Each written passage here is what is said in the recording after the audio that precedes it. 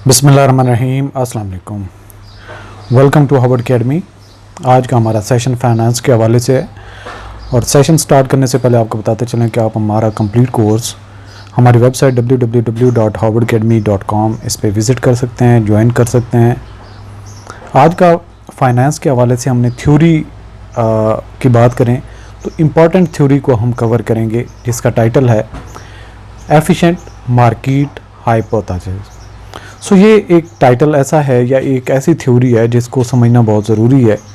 जितनी भी आपकी स्टॉक मार्केट्स हैं जो वो परफॉर्म कर रही होती हैं या जैसे उनका ऑपरेशन चल रहा होता है उसको समझने के लिए एफिशिएंट मार्केट हाइपोथेसिस इस कंसेप्ट का या इस थ्योरी का जानना ज़रूरी है। ये फार्मा की थ्योरी है, 1960 में उसने पेश की थी।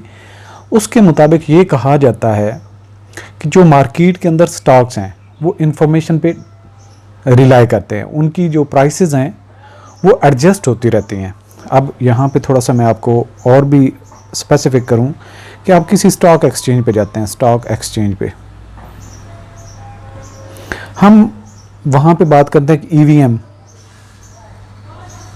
इलेक्ट्रॉनिकल जो व्हीकल्स हैं, लेट्स सपोज कोई कंपनी है उसके शेयर्स की प्राइसेस हैं जी 1000 पर शेयर प्राइस।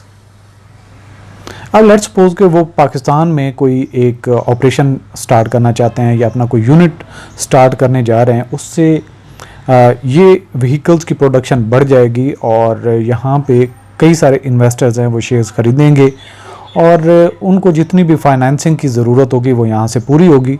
सो ये जो शेयर है एट स्टार्ट है, जब हमारे पास जो ही ये इन्फॉर्मेशन आएगी और मुझे पता चल जाता है कि किसी गवर्नमेंट टू गवर्नमेंट एग्रीमेंट हुआ है, डिसीजन हुआ है, चाइना की कोई कंपनी है वो यहाँ पे ऑपरेशन लाहौर में कोई स्टार्ट करना चाह रही है और उसको फाइनेंस की ज़रूरत है, फर्दर वो आके अपने यहाँ पे शेयर इशू करेंगे। ये government to government let's suppose कोई एग्रीमेंट हुआ है और मुझे कोई अंदरों अंदर खबर चल गई कि ये जी ऐसा एग्रीमेंट होने जा रहा है, तो मैंने फ़ौरन से, मेरे पास जी 20 लाख के फ़ंड पड़े हुए थे, मैंने क्या किया, मैंने इनके शेयर्स ख़रीद लिए। अब ये देखें कि ये जो 1000 के शेयर्स इसके पाकिस्तान स्टॉक मार्केट पे ऑलरेडी थे, चल रहे थे, हो सकता है कि फ़ौरन से विद इन वीक ये 1500 पे पहुंच जाए। क्यों? जैसे जैसे ये गवर्नमेंट टू गवर्नमेंट एग्रीमेंट होने की खबर पहुंचेगी तो इसकी कीमत उठना शुरू हो जाएगी, ऊपर जाना शुरू हो जाएगी। आगे चल के जी फिर खबर आउट होती है कि उनका ऑपरेशन फ़ौरन से स्टार्ट होने जा रहा है और नेक्स्ट वीक वो अपना सेटअप शुरू करने जा रहे हैं और स्टॉक एक्सचेंज में अपने शेयर्स जो है उनको फ्लोट करने जा रहे हैं या जैसे भी है वो अपने मार्केट के अंदर मज़ीद शेयर्स लेके आ रहे हैं। ये जैसे ही इन्फॉर्मेशन आई तो मैं विलिंग हो गया कि 2000 पर शेयर भी ख़रीदने के लिए, क्योंकि ये तो मुझे फ़ौरन रिटर्न देंगे आने वाले वक्त में। फिर उन्होंने ऑपरेशन शुरू कर दिया और यहाँ पे अपनी उन्होंने प्रोडक्शन शुरू कर दी, उनके प्रॉफिट बढ़ना शुरू हो गया। ये खबर जब मुझे मिली कि इनके प्रॉफिट बहुत ऊपर जा रहे हैं तो इसकी शेयर की प्राइस 2500 पे चलेगी, मैं वहाँ पे भी बाय करने के लिए एग्री हो गया। लेकिन ये यहाँ पे जो हमने हिस्टोरिकल इवेंट्स देखे 1000 से 1500, 2000 और 2500 तक, ये किस पे डिपेंड कर रही है? इन्फॉर्मेशन पे। मैं इन्फॉर्मेशन की बेसिस पे डिसीजन ले रहा हूँ कि इनके शेयर्स ऊपर जाएंगे, क्योंकि आने वाले वक्त में जो इलेक्ट्रॉनिक व्हीकल्स हैं इनको गवर्नमेंट भी स्पॉन्सर कर रही हैं, सपोर्ट कर रही हैं और इनको फंडिंग भी अवेलेबल है। और ये जो एक सस्टेनेबल डेवलपमेंट के हवाले से यूनाइटेड नेशंस का एजेंडा है उसको भी सपोर्ट करता है और इस हवाले से यहाँ पे इनकी फ्यूचर मार्केट में बहुत मांग होने वाली है और इनको एक्सेप्टेबिलिटी हर लेवल पे मिलेगी।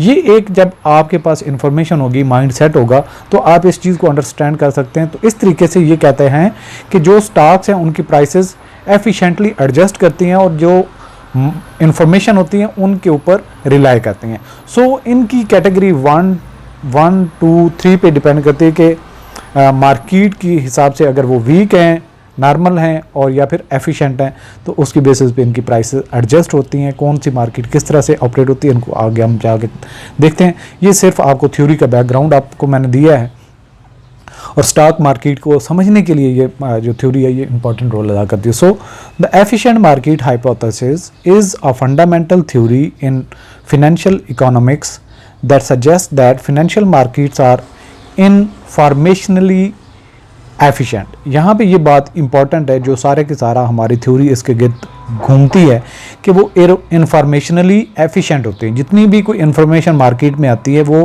प्राइसेस उनकी स्टॉक्स की क्विकली एडजस्ट होती हैं। अगर इंफॉर्मेशन अच्छी आ रही है, कोई अच्छी खबर है, तो प्राइस स्टॉक की ऊपर चली जाती है, और अगर कोई रिस्क आने वाला है, कोई जो रिस्की है या फिर कोई बैड न्यूज़ है, तो उस हवाले से उनकी प्राइसेस नीचे चली जाती है। सो इन्फॉर्मेशन उनकी प्राइसेस को एडजस्ट करती रहती हैं। वो कंपनी की परफॉर्मेंस हो सकती है, वो ओवरऑल मार्केट की परफॉर्मेंस हो सकती है, या वो कोई गवर्नमेंट टू गवर्नमेंट डिसीजन हो सकता है। अकॉर्डिंग टू EMH यानी कि efficient market hypothesis, asset prices, यहाँ पे हम स्टॉक ही समझेंगे, asset prices in financial market fully reflect all available information at any given time. कोई भी वक्त देख लें तो जो स्टॉक की प्राइसेस होंगी वो इंफॉर्मेशन उनके अंदर इनकॉर्पोरेट हुई थी, इंफॉर्मेशन अब्जॉर्ब होने के बाद वो प्राइसेस एडजस्ट हुई होती है। This implies that it is impossible to consistently achieve higher return than the overall market through stock picking and और market timing। तो ये पॉसिबल नहीं होता कि आप जो स्टॉक्स खरीद के रख लें और उनको फिर उन्हीं के ऊपर आप प्रॉफिट अर्न करते रहेंगे, ऐसा नहीं होगा, बल्कि ये अपने आप को एडजस्ट करती रहती हैं। इस हवाले से आप ये कह सकते हैं कि हमेशा से इससे फ़ायदा उठाते रहना कि ये कंसिस्टेंटली अचीव हाई रिटर्न, कि आप लगातार किसी स्टॉक के ऊपर जो है अभी आपने बाय कर लिया, थोड़े अरसे के बाद उसको वेट करते रहेंगे और उसके ऊपर हाई रिटर्न कर लेंगे। ये मार्केट गैप में थोड़ा सा तो एक वक्त के लिए होता है, लेकिन फ़ौरन से इन्फॉर्मेशन आती है और प्राइसेस एडजस्ट हो जाती हैं उस तरह से जिसको फ़ौरन से पहले डिसीजन लेना होता है। यानी कि जो ही इन्फॉर्मेशन आई और उसने डिसीजन ले लिया, वो 2-4 लोग होते हैं, उसके बाद आर्बिट्राजेस होते हैं, वो आके इस इंफॉर्मेशन को एक लेवल पे लेके आ जाते हैं। So as any new information that could impact prices is quickly and accurately incorporated into the asset prices। वो जो ही इंफॉर्मेशन जनरेट होती है कुछ ही टाइम के बाद, वो टाइम होता है जिसमें आप फ़ायदा उठा सकते हैं। अदरवाइज जो ही इंफॉर्मेशन सबके पास आती है, प्राइसेस एडजस्ट हो चुकी होती हैं, सेलिंग बाइंग उसकी टेक प्लेस हो चुकी होती है। सो हिस्टोरिकल बैकग्राउंड क्या है इस थ्योरी का? The concept of market efficiency can be traced back to the early 20th century, but it was formally developed and popularized by the economist Agni Fama in 1960s. Fama's seminal work is laid the foundation for the efficient market hypothesis। So ये Agni Fama की जो theory थी उसने आगे efficient market hypothesis का concept दिया and categorised it into 3 form. ये 3 किस्म की 3 शक्लों में पाई जाती है आपकी एफिशिएंट मार्केट हाइपोथेसिस। एक ऐसी मार्केट जो वीक है, जिसके अंदर फुली इंफॉर्मेशन का इनकॉर्पोरेटेड नहीं होती, इंफॉर्मेशन अभी तक नहीं पहुंची होती या पुरानी डेटाबेसेस पे चल रही होती है। दूसरी होती है सेमी स्ट्रांग, कुछ लोगों को इंफॉर्मेशन का पता होता है। दूसरी होती है स्ट्रांग, जिसके अंदर फुली इंफॉर्मेशन फ्लक्चुएट हो जाती हैं, फ़ौरन से वो अपने आप को एडजस्ट कर लेती हैं। तो ये स्ट्रांग इंफॉर्मेशन बेस्ड होती है, ये सेमी इंफॉर्मेशन बेस्ड होती है, ये वीक होती है। Each differing in the type of information considered. So इनमें इंफॉर्मेशन की बेसिस पे ये वीक होती हैं, सेमी स्ट्रांग होती हैं, ये स्ट्रांग होती हैं। इनको हम आगे चल के चलते हैं। Forms of efficient market hypothesis, ये 3 किस्मों की जो वीक और सेमी स्ट्रांग की हमने बात की, उनको अभी लेके आगे चलते हैं। वीक फॉर्म एफिशिएंसी की जो मार्केट्स हैं उनको कैसे देखते हैं EMH एफिशिएंट मार्केट हाइपोथेसिस के हवाले से।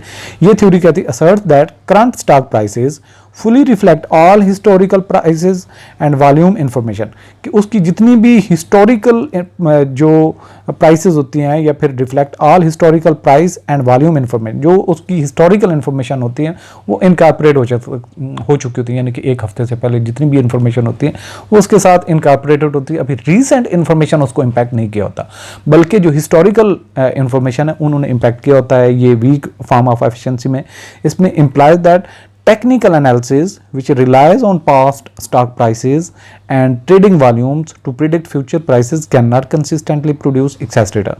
यहाँ पे किसी को कोई आप टेक्निकल एनालिसिस अगर कर सकते हैं तो आपको जो पास्ट स्टॉक की प्राइसेस हैं या जो इंफॉर्मेशन पुरानी है वो आपको कोई फ़ायदा नहीं देने लगे। जितना भी आप एनालिसिस करते रहें, आप इन स्टॉक में प्राइसेस से वो फ़ायदा नहीं उठा सकते, ज़्यादा रिटर्न हासिल नहीं कर सकते प्राइस फ्लक्चुएशन की वजह से।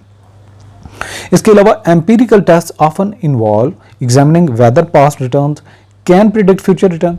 तो यहाँ पे जो ये इस तरह की मार्केट होती हैं वो उनके ऊपर जो स्टडी की जाती है या एम्पिरिकल टेस्ट लगाया जाता है वो आपको सिर्फ इतना ही बता सकता है कि पास्ट का रिटर्न आया कि वो फ्यूचर के रिटर्न को प्रिडिक्ट कर सकता है कि नहीं, कि अगर कोई एक स्टॉक है पिछले साल भी उसने अच्छा रिटर्न दिया, उससे पिछले साल भी अच्छा रिटर्न दिया, उससे पिछले साल भी अच्छा रिटर्न दिया, तो क्या ये इन्फॉर्मेशन अभी ये वर्क करेगी कि आने वाले साल में भी इन्फॉर्मेशन जो है वो जो आपको रिटर्न है इन स्टॉक्स पे अच्छा मिलेगा या नहीं मिलेगा। अच्छा, इसके बाद आ जाता है semi strong form efficiency suggest that, ये क्या थ्योरी कहते हैं, इसका हिस्सा या ये मार्केट क्या कहती है, suggest that stock prices adjust rapidly to all publicly available information. इसमें जो है ना वो हिस्टोरिकल इन्फॉर्मेशन नहीं है, ये जो अवेलेबल पब्लिक इन्फॉर्मेशन है, जो किसी अखबार में है, टेलीविज़न पे है, लोगों को सबको पता चल चुका है, तो ये उनके पास होती है, इंक्लूडिंग फिनेंशियल स्टेटमेंट्स। जो ही फिनेंशियल स्टेटमेंट उसकी आउट होती है, न्यूज़ रिलीजेज होती हैं और इकोनॉमिक डाटा होता है।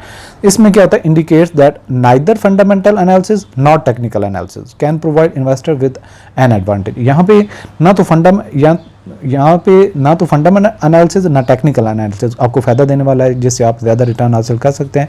As any new information is quickly incorporated into stock prices, कि ये जो पब्लिक इन्फॉर्मेशन होती है ये स्टॉक प्राइसेस के साथ एडजस्ट हो सकती है। इन इन्फॉर्मेशन की बेसिस पे अगर कोई भी आप इंडेक्स यूज़ करते हैं या कोई भी एनालिसिस करते हैं या टेक्निकल एनालिसिस करते हैं, आपको उससे कोई फायदा नहीं होने वाला, क्योंकि सब लोगों को इस चीज़ का पता होता है। Empirical test typically focus on the speed and accuracy of stock prices adjustment to new public information. तो ये आपको एम्पिरिकल टेस्ट जो है ये बता सकता है कि जो ही पब्लिक इन्फॉर्मेशन होगी उसके 2 घंटे बाद, 3 घंटे बाद, 5 घंटे बाद, 6 घंटे बाद कितने टाइम तक ये प्राइसेस फुली वो इन्फॉर्मेशन उसके अंदर इनकॉर्पोरेट होने के बाद प्राइसेस एडजस्ट हो सकती है। सो ये थोड़े से गैप के लिए जितना आपको जो ही इन्फॉर्मेशन टेलीविजन पे आई कितने टाइम के बाद आपकी वो प्राइसेस एडजस्ट हो जाती है उस इन्फॉर्मेशन के मुताबिक, ये आपका काम आ सकता है यहाँ पे। इसके बाद है स्ट्रॉन्ग फॉर्म ऑफ एफिशिएंसी। इसमें यहाँ पे आपने देखना है कि पब्लिक इन्फॉर्मेशन और सीक्रेट इन्फॉर्मेशन, जो इनफॉर्मल या इनसाइडर इन्फॉर्मेशन होती है वो भी इसके अंदर फ्लक्चुएट हो जाती है। लेकिन इनसाइडर इन्फॉर्मेशन के लिए आपको बोर्ड ऑफ डायरेक्टर्स ने कोई डिसीजन लिया, वो जो उनमें मौजूद है उसको उस इन्फॉर्मेशन का पता कि यहाँ पे ये डिसीजन लिया जा चुका है, 1-2 दिन के अंदर ये डिसीजन आउट हो जाएगा, पब्लिक हो जाएगा या इसका नोटिफिकेशन हो जाएगा। सो इस हवाले से जो इनसाइडर है यहाँ पे वो फ़ायदा उठा जाते हैं और ये स्ट्रांगली इसके अंदर फ्लक्चुएट हो जाती है प्राइसेस जो एडजस्ट होनी होती है इन्फॉर्मेशन के मुताबिक। Proposes that stock prices fully reflect all information, इसमें फुली इन्फॉर्मेशन है यानी कि both public and private. Private से मुराद जो कुछ लोगों को मौजूद है जो करीब करीब होते हैं जब डिसीजन को लिया जा रहा होता है। Implies that even insider with access to non public information can not consistently achieve abnormal return, कि जो बोर्ड ऑफ डायरेक्टर्स का जो अंदर बंदा बैठा हुआ था, जो उनका लेफ्ट राइट में इन्फॉर्मेशन जिसके पास थी, कि वो भी ज़्यादा देर तक उससे फ़ायदा नहीं उठा सकता।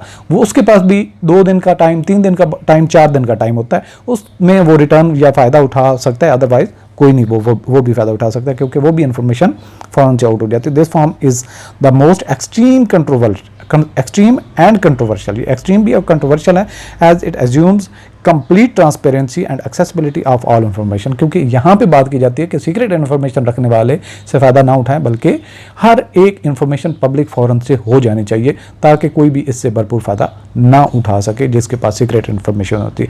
अच्छा, ये तो हो गया कि मार्केट के अंदर जितनी भी इन्फॉर्मेशन होती है प्राइसेस ऑटोमेटिकली फ़ौरन से एडजस्ट हो जाती हैं, लेकिन इस थ्योरी में कुछ प्रॉब्लम्स भी हैं, इम्प्लीकेशंस होती हैं। जब वो कौन सी इम्प्लीकेशंस हैं? सबसे पहले investment strategies under EMH, passive investment strategies such as indexing, investing in a broad market index, यानी कि जो ऐसे इन्वेस्टर्स जो ब्रॉड मार्केट में करते हैं, यानी कि एक स्पेसिफिक काम एक ही स्टॉक पे नहीं कर रहे होते, ओवरऑल मुख्तलिफ जगह पे काम कर रहे होते हैं, इन्वेस्ट करते हैं in broad market index, are favoured over active management. तो जो एक्टिव मैनेजर्स होते हैं सिर्फ एक ही चीज़ को फोकस किए लेके बैठे होते हैं, उनसे ज़्यादा जो ब्रॉड मार्केट इंडेक्स वाले हैं वो फ़ायदा उठाते हैं। As active managers are unlikely to consistently outperform the market, क्योंकि इन्फॉर्मेशन जब इनकॉर्पोरेट हो जाती है तो उनका कोई जो स्पेशलाइजेशन उनका फ़ायदा नहीं देती, वही फ़ायदा उठाते हैं जो कभी कभार मार्केट में आते हैं और कभी छक्का लग गया तो लग गया, अदरवाइज नहीं। दूसरे नंबर पे it challenges the efficacy of professional fund managers and the financial services industry which relies on active portfolio management and stock selection. तो जो इसमें प्रोफेशनल है वो इतना ज़्यादा आउट परफॉर्म मार्केट के हवाले से नहीं कर सकते, ये थ्योरी की कहती है थ्योरी इस हवाले से। इसके अलावा मार्केट की कुछ एनोमलीज होती हैं। एक तो हमने ये देख लिया कि इन्वेस्टमेंट के हवाले से, दूसरे नंबर पे इन्वेस्टमेंट स्ट्रेटजीज के हवाले से, दूसरे नंबर पे मार्केट के अंदर कुछ एनोमलीज होती हैं, मार्केट में कुछ प्रॉब्लम्स होते हैं जो ऑलरेडी से मौजूद होते हैं उनसे भी ये प्रॉब्लम करते हैं एफिशिएंट मार्केट हैबिटेशन में। Despite the EMH certain market anomalies and patterns have been documented such as the January effect. जो ही नया साल शुरू होता है तो लोग इन्वेस्ट करना चाहते हैं, तो वो मार्केट ट्रेंड को, इन्फॉर्मेशन को नहीं देखते, वो इन्वेस्ट करते हैं। सो और मार्केट का momentum and the value effect, और उस कंपनी की वैल्यू किस तरीके से ऊपर जा रही है, उनके पास कितना स्टॉक्स या फंड्स अवेलेबल हैं जिनको वो इन्वेस्ट करना चाहते हैं। ये वो चीज़ें हैं जो EMH की जो थ्योरी है उसको थोड़ा सा जो सेटबैक देते हैं।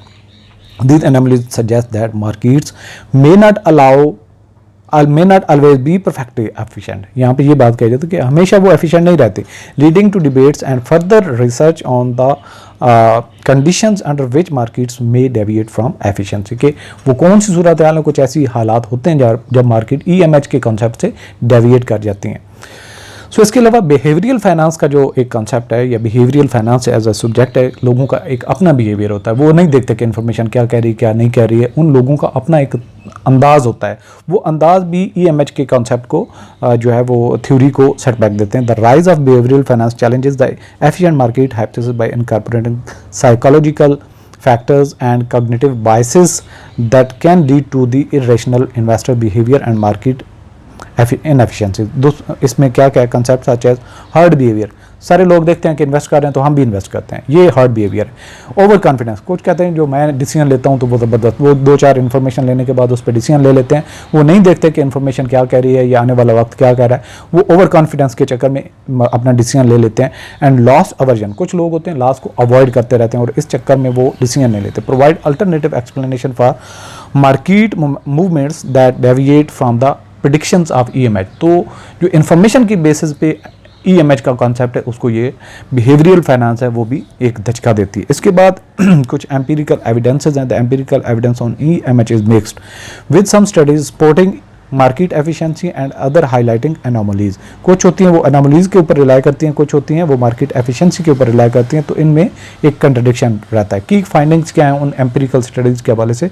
Support for weak form efficiency, कुछ होती हैं थ्योरीज वो जो एम्पिरिकल स्टडीज़ हैं वो वीक फार्म ऑफ जो एफिशिएंसी उसको सपोर्ट करते हैं। Numerous studies show that stock prices follow a random walk, meaning past prices movements are not useful predictors for future market prices. के जो पहले प्राइसेस में आगे उनकी जो ट्रेंड है वो ज़रूरी नहीं कि फ्यूचर में ऐसा चले, तो ये भी रिसर्च कहती है। इसके अलावा एक और जो थ्योरीज हैं या रिसर्च का जो वर्क है वो क्या कहते हैं? Mixed evidence for semi strong and semi strong form efficiency theory, उसके बारे में जो रिसर्च है वो क्या कहते हैं? While many studies find that stock prices quickly adjust to new public information. तो ये कहता है कि ये जो रिसर्च वर्क है कि जो पब्लिक इन्फॉर्मेशन वो इम्पैक्ट करती है।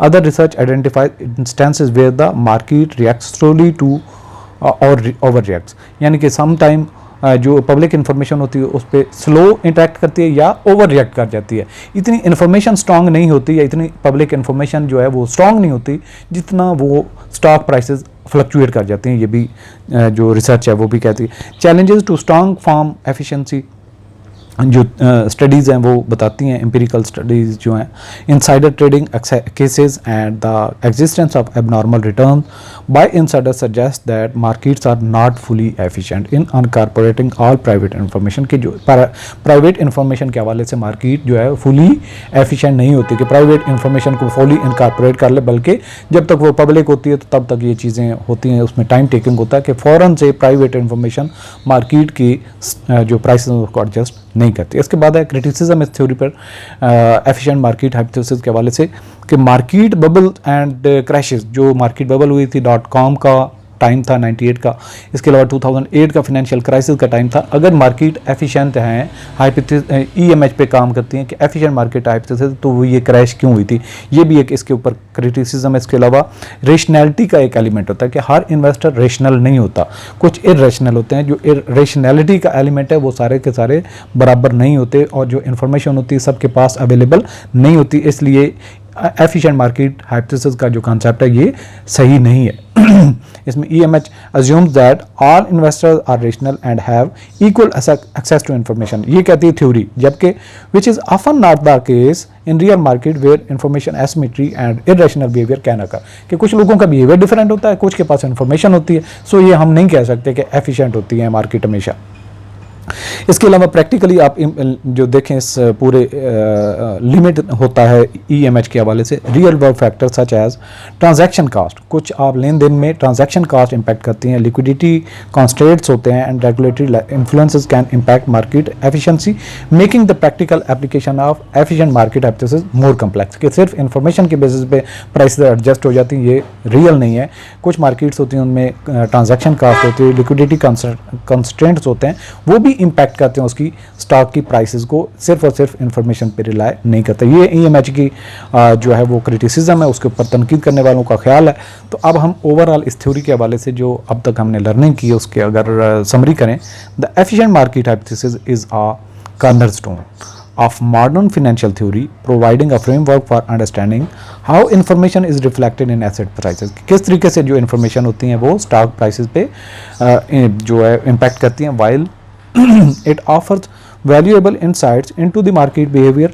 The ongoing debate and empirical challenges highlight the need for nuanced understanding of market efficiency, the interplay between efficient market hypothesis and behavioral finance continues to shape research and practice। कि इसकी ज़रूरत है, efficient market hypothesis क्या कहती है, behavioral finance क्या कहती है, इसके ऊपर further research की ज़रूरत है in financial markets, understanding the dynamic nature of market efficiency and investor behavior। दो ये combination है, ultimately हमें कुछ और भी इनके लर्निंग का और चीज़ों को स्पेसिफाई करने की ज़रूरत है।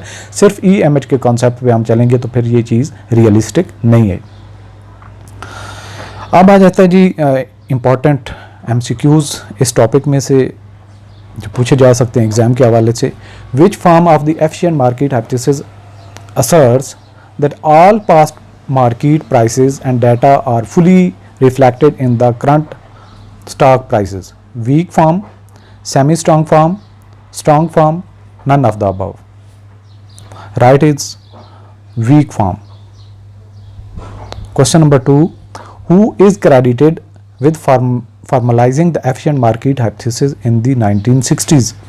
Milton Friedman, Agni Fama, John Marion Keynes, Robert Shiller.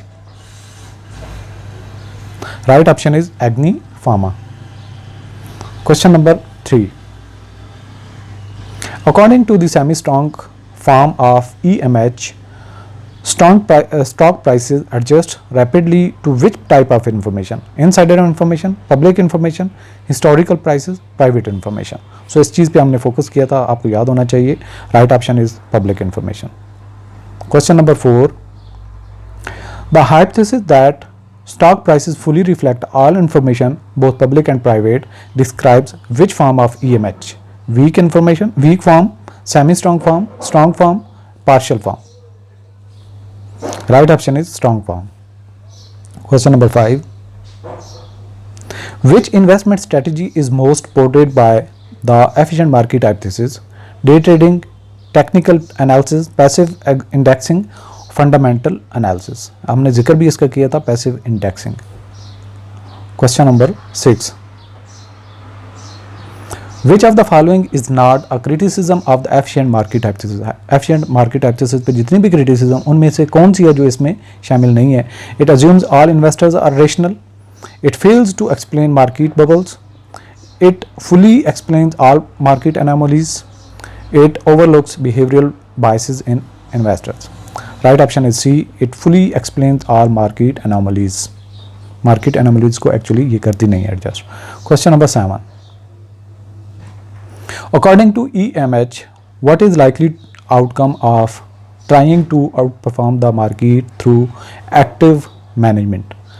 Option A, consistently higher returns. B, guaranteed losses. C, performance equal to market averages. Option D, consistently lower returns. Right option is C, performance equal to market averages. Question number 8. What does the term informationally